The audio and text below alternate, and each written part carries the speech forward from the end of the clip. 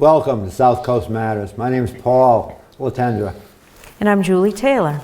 And South Coast Matters is a public access television show where civic leaders, business leaders, and citizens come together to discuss how we can work in harmony to make the positive impact on our South Coast communities. And we try to have interesting conversations with some interesting people. Today's interesting person is Raynham Selectman Joe Pacheco. Joe's very young, and he looks young too. So. He looks too young to have been a selectman for 9 years already, but he has been. Tell us a little bit about Joe. So Joe began his public career at the age of 19 as a commissioner for the Economic and Business Development, and then at the age of 21 ran for his first term as a selectman, and he won with 73% of the vote. And now he's finishing up his third term and has announced he's going to seek a fourth. And Joe also, I lost my place there. Joe led negotiations to help get Johnson & Johnson moving to Raynham. And that was a $40 million facility they built there? $18 million facility they built, medical training facility. High-end jobs, brings in people from all over the world to train there. So it's really put Raynham on the map. And in honor of his efforts on behalf of Raynham, Joe was named by the New England Business Bulletin the top young professional under 40, 2 years in a row. So this show, because we had Joe on for a previous show, but this time we wanted to kind of get a piece of his professional knowledge, because he's the executive director of ProHome, Inc., and he's recently taken on the Taunton Neighborhood Corp., which was formerly known as, may still be known as the Weir Corp. Here in Taunton. And so you really get your hands full. I do. It's enjoyable, though. I'd rather be busy than bored, so. My philosophy, too. Tell us a little bit about this ProHome. Sure, yeah, so ProHome was founded in 1990. We're Southeastern Mass's only HUD-approved housing counseling agency. That was the year you were born, right? I was born in '85, Paul. Okay. But we service pretty much all of Southeastern Massachusetts. We do a few different things. We do first-time home buying, we do post-purchase, delinquency and non-delinquency counseling. So on the delinquency end, we try to keep people in their homes through foreclosure prevention and loan modifications. We do financial literacy with the FDIC and the Money Smart series, and we also do property development. So throughout the area, our service area, we've gone in, we've acquired properties, rehabbed them up to housing standards, and sold them on the open market for people. So you founded this company when you were 5 years old? Right? I didn't found it. Some other very good people founded it, and I had the opportunity back in 2010 to be hired as their executive director. And so when you first took over, we were still trying to come out of this housing implosion that we all experienced. So I'm sure you were very busy with people needing the services. Yeah, we were knee-deep in foreclosures at that point. My first 5 years, really, I just started my 6th year there.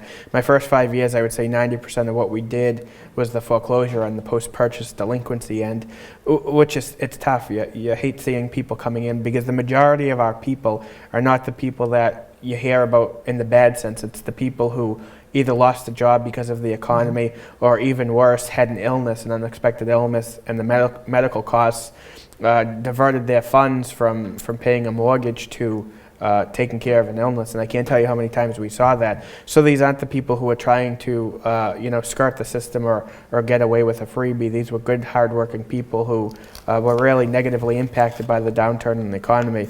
How are you able to get help for them?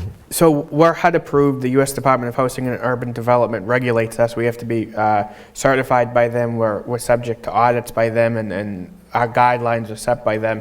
And so having the federal government behind you in what you do gets the banks to talk to you. And we don't charge a service fee to our clients.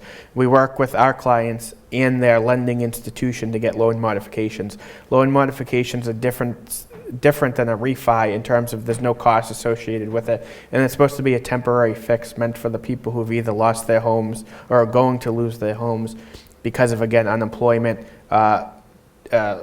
reduced hours, or a medical illness. And it's a fixed period of time, typically 1 or 2 years you get a modification. monthly mortgage payment is reduced and the interest amount is pushed to the back end of the mortgage. And it's meant to make your payment more affordable, so during that period of transition you can stay in your home and not be foreclosed in. And my philosophy, the federal government's philosophy, and I think a lot of the banks who work with us, philosophy is banks shouldn't be in the market of real estate. They're in the market of letting people buy.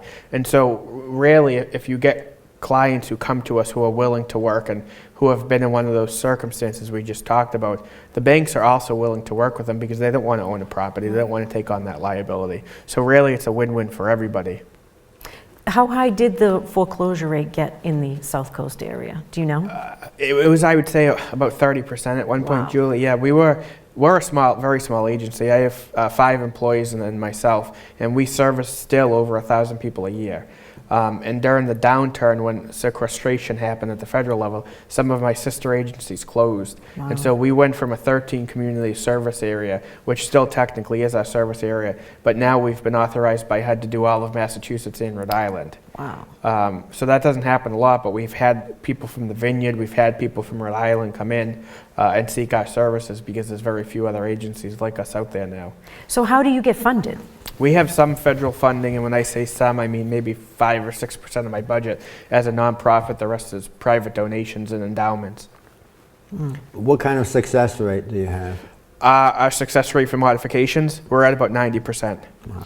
And typically, again, it's those situations where people had always kept up with their payments, made those payments, and happened to, again, lose their job, have a reduction in hours, or a medical illness. That 10% rate where it doesn't happen, it's if the banks make a determination that there's no way that they'll ever be able to get back to what their original payment was, or the client makes a determination that the best course of action for them is to sell their home through a short sale or other means and get new housing. Now, if they sell at a short sale, are they responsible for the difference? In some cases, yes. In some cases, no. If you have a house that you do a short sale with and it's one mortgage, typically that bank will write off if there is a difference. It's when you get to a second mortgage on a property that's a little bit more difficult because typically the second mortgage is the bank that gets no payment in the short sale. So they're a lot tougher to negotiate with. But we try to come to a resolution that works for everybody involved because we don't want to see anybody foreclosed. It does nobody any good, the bank, the people, the homeowners, or the community. But you're a successful client. When you're looking at clients, Yeah. you're looking for someone who's had a track history of being having a good credit rating, basically. Well, we'll work with anybody and we won't turn away anybody for services, but when you're looking at the successful client, those are the successful clients. If they don't meet that criteria, the bank's going to tell them what we'll typically tell them is you might want to look at other options. If it's something you want to move forward with, we'll still work with you on it, but there's a less high of a probability of getting that modification because you're not going to be able to demonstrate the sustainability. So you also give assistance with down payments? Correct. Now, is that only for certain income levels? Yes. Yeah. So how does that work? So our down payment and closing cost assistance program is up to $10,000 for first-time home buyers, and it's based on a few criteria: A, where you purchase your home, B, your income, and then C, your family size. So it's a rolling scale. The bigger the family, the more income you can make. But it's basically 80% of average median income. So for a one person in Taunton, I believe you can make about $39,000 a year.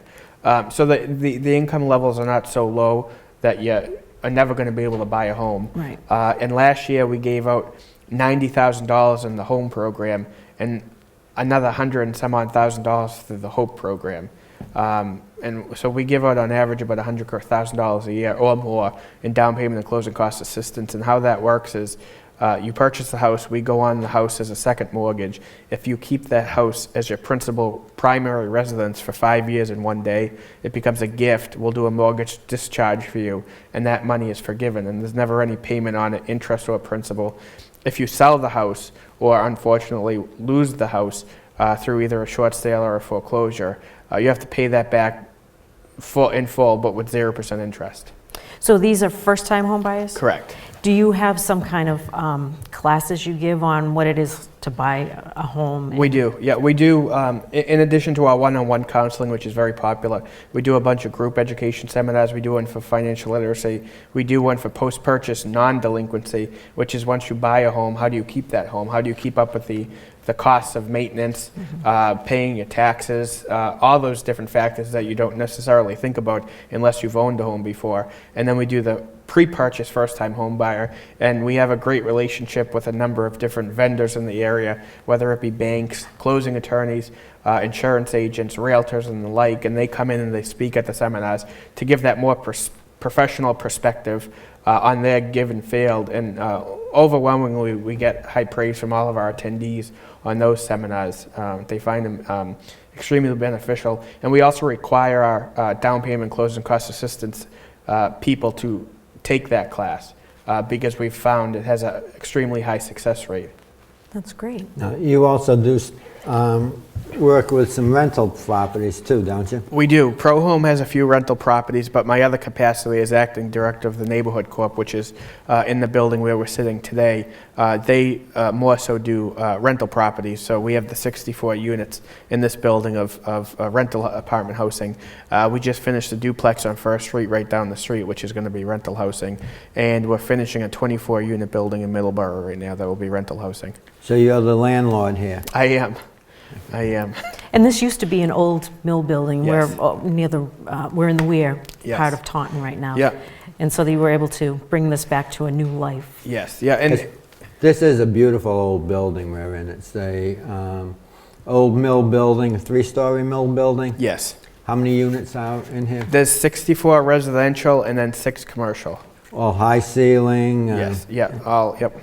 And then Taunton Community TCAM has a beautiful studio here, which is equal to probably anything in Boston. Right? Yes, they've done Kim and her staff have done a great job outfitting this whole area. We're happy to have them in this building and hope to have them as a tenant for a long time.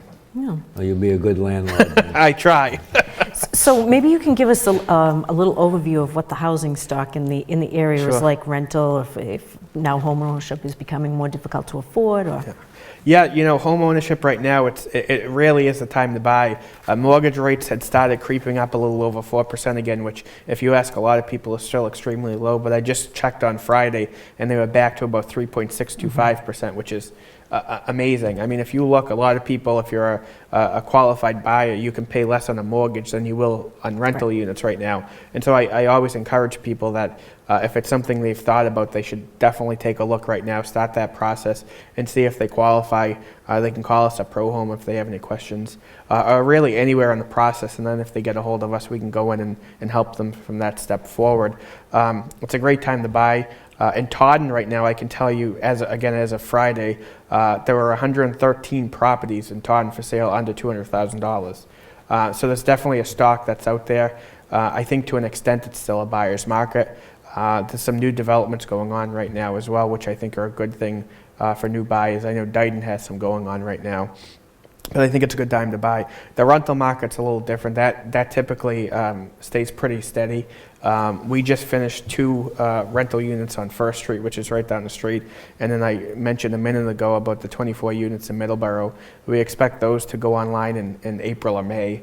And some of those are going to be affordable units. Some of those are going to be market rate. So we're continuing to try to create all different types of housing stock out there so people have a place to go if they're looking to locate here, or more importantly, as we talked about earlier, Julie, getting people to be able to stay in this region and find safe, stable, and affordable housing.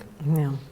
How about senior housing? It seems to be, we have people that are aging and they may not want these big 4-bedroom colonials that we have a lot of down here. And so I don't know what kind of stock we Baby have. boomers are really screwing up the demographics of... Yeah, we typically don't get involved in developments that are geared exclusively for seniors. It's not something we'd be opposed to if we saw an opportunity to get involved in it and everything worked out for everybody. But there's I know some areas, Raynham just built one a couple years ago, Berry Hill, which was an active 55 plus community. And I know some towns are starting to gravitate towards those types of developments, because just like the younger generation, the older generation is having trouble staying in that community because of the rising costs. So that's something we're definitely sensitive to. And again, if an opportunity presented itself, we'd definitely take a look at it. Now, are you for-profit?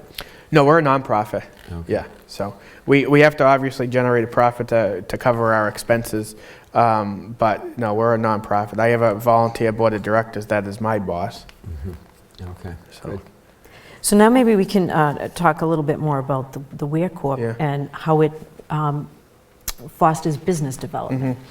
Yeah, we part of our mission at the Neighborhood Corp is to again expand and facilitate economic development opportunities, and part of that was doing this building, which I think is a great example of mixed use. You have the 64 residential units, and then you have the 6 commercial units, and I think it's a great example of public-private partnership and business residential partnerships.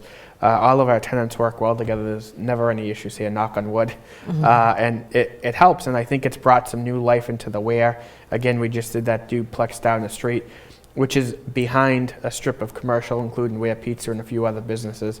And so having those amenities for people to be able to go to these different stores, a small farmer's market or a pizza place, and not have to drive miles outside of their community to go somewhere, I think is a plus. And the Neighborhood Corp's really thrived in that area in terms of creating some of those opportunities, and we're always looking for additional opportunities to do that.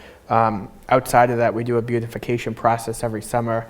We have some plants that we do planters in throughout the strip in the Ware. And it's just a small way of us to do an investment and help the businesses and make the area look a little bit more attractive. Now, your kind of agencies, I'm sure, are sprinkled throughout the South Coast area. Are they mostly nonprofit, or are they some government-run? Or There's some government-run, there's some for-profit developing agencies that do it, and then there's the nonprofits such as ourselves. There's a few more similar agencies to the TNC than there are to ProHome. At ProHome, we specifically do residential. We don't get into any of the commercial developments, and we typically do home ownership projects, not so much the rentals. TNC's portfolio is a little bit more varied in terms of home ownership, in terms of rentals, and the commercial component to it. so the Neighborhood Corp also was responsible for like the Trescott Gallery, Yes. where there's a number of events are held there, and it's a cool space. The Neighborhood Corp is co-owners of that building. We own the residential component, and the Taunton Business Improvement District owns the commercial, which is the bid office, the gallery, and then Senator Pacheco actually has his district office in there. And then we have 6 residential units there that we own and manage, 3 market rate and 3 affordable. Okay, who's we now? The Neighborhood Corp. Okay, the Yes. Neighborhood Corp. Yeah. So how many different co-ops are you I'm with 2. I have the Neighborhood Corp and ProHome. okay, and then what's the Ware? The Ware Corp is what the Neighborhood Corp is now, but it used to be referred to as the Ware Corp. Okay, Its but main not- focus was the Ware, and I guess Yes. now you say it's broadened its scope, and yes. you've done some work in downtown Taunton. Correct. Yeah, in Middleborough. Middleborough. But a lot of people still refer to it as the Ware Corp because for at least 20 years it was the Ware Corp, and it's only been about 5 years as the Neighborhood Corp. Good. Yeah. So. Good stuff coming the end products, certainly good stuff. Yeah, well, we're really happy with a lot of the projects we've done. One of the projects we just completed at ProHome, we had the mayor over today to take a tour. It was also another duplex, and it was a burnout. It had been vacant for over 5 years. The people left. The last owner of record had passed away, so it just sat there. And there was a study done about 2 years ago, and they said on average, one vacant or abandoned property in a neighborhood brings everybody else's values down by on average of $8,000 a year. And so this was a neighborhood in East Taunton that otherwise had nice duplexes and single-family homes, and then you had this fire burnout property that had sat there for 5 years and was being used by kids for drugs and other illegal activities, and it was really a blight on the community. So we were able to go in, we acquired the property, we put in about $250,000 to renovate it, and we're going to be putting it on the market to sell. Good. Are those ever done as a public-private kind of partnership to redo blighted properties? Yeah, we work with the Attorney General's office. We work with whatever community we're doing it in. We did one in Attleboro about a year ago. Again, along the same lines, it was a vacant abandoned property in a very residential neighborhood. We went in, we acquired that. Again, about $250,000 investment in it. And that was an old school Gambrel colonial, which really meshed well with the neighborhood. So we felt like the good thing to do is try to keep its historic integrity, and we went in so far as to refurnish the original hardwoods. Oh, wow. The banisters. We really wanted to make sure it fit in with the community and what was around it. So we added a little extra expense to our bottom line, but we felt it was something we should do as a nonprofit to make sure the community knew we were there to work with them to improve their community. So we always look for those partnerships. Do you use local contractors? Yes. Or would you ever bring in like apprentices to teach new skills for? All of our projects we put out to bid. We don't get into the apprenticeship type of stuff. I typically end up being the clerk of the works in terms of going. Another hat to wear. Yes. So I go and I inspect all the projects that we have going on a weekly basis. But what we do is we bid out the services. Any general contractors invited to always bid on a project. They supervise the day-to-days and all of our subcontractors. And then I go to make sure that the project's on time and, more importantly, on budget. On budget, yeah. And that's kind of how it works. But our preference is to always use local contractors, local vendors. So our appliances, for example, on the last 2 units we did with Ray's Appliance in Taunton, which is a family-owned business. Our contractor was RMC Construction, the Taunton company. So we always try to stay as local as we can, especially in the community that we're focused in. So we had some different vendors in Attleboro than we've done in Taunton because we really try getting as local as we can. That's great. During the break, we were talking about, you were mentioning doing some projects on some brown Brownfields. ground. Why don't you explain what that is and what types of projects you can pull off on that type of... Sure. So the brownfield site we were talking about, Paul, is First Street, the old New Bright, which is a paint factory, and we just finished a duplex on one parcel. We broke that project up into a few different parcels, and the first parcel we were able to clean and get clearance on from DEP, Department of Environmental Protection, and EPA, Environmental Protection Agency, was to build that residential How duplex. long did it take you to get that clean? That was a multi-year project, Yeah. and there's still one parcel we're working on. The middle parcel will have a 20-year cap on it, and no developments permitted on it. It will be clean, and people can walk on it and not have any fear of getting sick or anything, but it's not a site that we'll be able to develop it on. Now, is that fiscally viable to clean up a site like that and try to make it... Without grant funds, it wouldn't be. We were able to get federal dollars to clean it up because there's an incentive to clean those up, because otherwise it's a contaminated site. I look almost along the lines of, if you remember the movie A Civil Action with John Travolta, it's almost along those types of lines. You have these old factories that operated before the environmental standards were in place. They would do different types of things that, I would emphasize, not to put blame on anybody, but they were legal at that time. The dumping and the disposition of whatever chemicals they were using, it was legal. They were all doing it legally. But now standards have changed, an understanding of what chemicals do to our bodies have changed. And so you're left in a lot of communities with these types of sites, and you want to develop them, but you can't do it until the cleanup's done. And so the real ideal thing is, like we were able to do here, clean it and then be able to redevelop the majority of it, because it's great to clean it up and have that hazard out of your community, but it's even better when you can do it and have a reuse for it. So now, instead of it being vacant and contaminated, it's clean and there's uses on it. We have a duplex on it now, and long term I think you'll see some other projects being rolled out. Now, in that duplex, will there be any risk involved of residual seepages? And technically speaking, that's not my expertise, so what I'm relaying to you is what I was relayed by the professionals, and we were given the all clear by both DEP and the EPA. Okay. Once it's designated as a brownfield contaminated site, there's real significant steps you have to go through to get it clean and get it clean to their standards. Not just relocating, it's removing, it's sailing, and it's bringing to wherever they bring it to dispose of it properly. And DEP and EPA are both involved in the entire process. We had to hire a technical consulting firm to help us manage the project to make sure we were following all the guidelines. There's mandatory regular reporting to both the federal and the state governments. So it's a long, expensive, arduous process. But when it's done, you get a site that's clean and safe. And it's producing taxes for the local community, so Yes. that's great. Now, what do you do in your spare time? I don't have a ton of that, but when I do, I like to putt around the house and do some projects to the extent that I'm capable of doing them. I like to think, going from all these construction projects, I can do more than I can do, but I try. So you must buy your goods at the Raynham Lowe's, not Yes, the I do. Taunton Home Depot, I right? go to, well, Lowe's and Home Depot have different things, so sometimes I'm at Home Depot, but I do most of my shopping at Lowe's. Very good. Yes. Keeping it local. Exactly, absolutely. And I had lunch today at the Stone Forge. Oh, even better. Yes, Keeping yes, it local. so, yeah. You should branch out because we have lots of little other little places to eat Yes. here besides Raynham. We gotta get some competition going. I know. You guys have done a good job of bringing in a lot of different varied businesses, both restaurants, car deal. How many car dealerships in there? 6, 7 maybe. Yeah. We pride ourselves on that. We've really worked That's hard the to do Raynham it. Mile. Yeah, the Raynham Auto Mile, yes, and all the jobs they've created, and it's been good for us.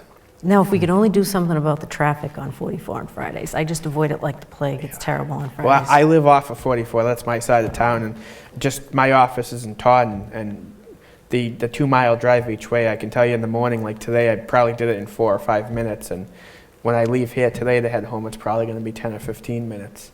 Yeah. So it's Sometimes it feels like Boston traffic on 44. One of the worst intersections in southeastern Mass is 44 at the Rotary. Yes. Right beyond. That's still Raynham, or is No, that that's Middleborough? Middleborough, Okay. but that's being fixed. There's I think a $50 million appropriation to fix that, and I think hopefully it will work. For an overpass for 44, Yes. correct? Yeah, well, I think they call it a flyover. Flyover. Yeah, but it's going to be an extensive project. But, those were things just to talk about collaboration. We in Raynham fully supported. My friends in Middleborough approached us a couple of years ago to get our support for that project. And those are some areas where there was never that collaboration before. But having that fixed makes traffic flow better. And if traffic flow is better, my businesses do better. And if my businesses do better, the more businesses want to come. And so when they approached us, it was a no-brainer, in my opinion, to say absolutely whatever you need. Those investment dollars in Middleborough are going to help Raynham, they're going to help Taunton, and we're fully on board with it. Nothing creates success like success. Exactly.